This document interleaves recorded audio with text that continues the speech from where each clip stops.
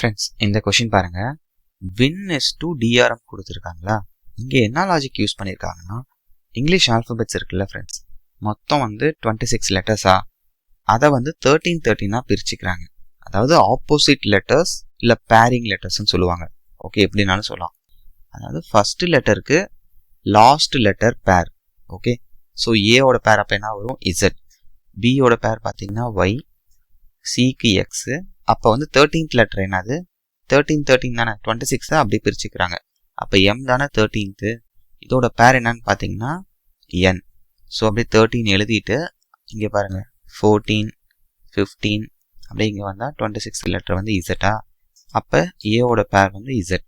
இந்த கான்செப்ட் வச்சு தான் இந்த கொஷின் கொடுத்துருக்காங்க. ஸோ இப்போ பாருங்கள், வின் இஸ் டு டிஆர்எம்மா, டபிள்யூட பேர் என்னது? டி இருக்கா? இப்போ டியோட பேர்னாலும் டபிள்யூ தான், ரெண்டுமே கரெக்டு. டியோட பேர் டபிள்யூ, டபிள்யூட பேர் டி. ஐக்கு பார்த்தீங்கன்னா ஆர் வரும். ஓகே, இதுக்கு நம்மளுக்கு ஏற்ற மாதிரி நீங்கள் ட்ரிக் வச்சுக்கலாம். இப்போ ஐயோட பேர் ஆரா, ஸோ நீங்கள் ஏதோ ஒரு கோட் வேர்ட் மாதிரி வச்சுக்கலாம். இந்தியன் ரயில்வேஸ் இல்லை இன்ஃப்ராரெட், உங்களுக்கு எது கம்ஃபர்ட்டோ. அதனால தான் இதுக்கு நான் ஷார்ட்கட் கொடுக்கல. ஓகே, இங்கே பாருங்கள், என்னோட பேர் எம். ஓகே, ஸோ எம்முக்கு என் தானே பேர், நீங்கள் மேனுன்னு வச்சுக்கலாம். நம்மளோட சாய்ஸ் தான். ஏன்னா இது நான் ஏன் கொடுக்கலன்னா, உங்களுக்கு எது மைண்டுக்கு ஈஸியாக படுதோ நீங்கள் வச்சுக்கோங்க.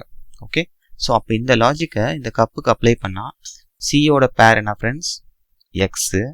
யூக்கு எஃப். ஸோ அதே மாதிரி தான் ஃபன்னு வச்சுக்கலாம். எஃப்க்கு யூனா ஃபன். எல்லாம் உங்களோட சாய்ஸ் தான் ஃப்ரெண்ட்ஸ். ஓகே, இப்போ பிக்கு என்ன வரும் ஃப்ரெண்ட்ஸ்? பியோட பேர் பார்த்தீங்கன்னா கே. ஓகே, அப்போ இந்த கொஷினோட answer X F K. Option 4 தான் கரெக்ட் ஆன்சர். கிளியரா ஃப்ரெண்ட்ஸ்? தேங்க்யூ.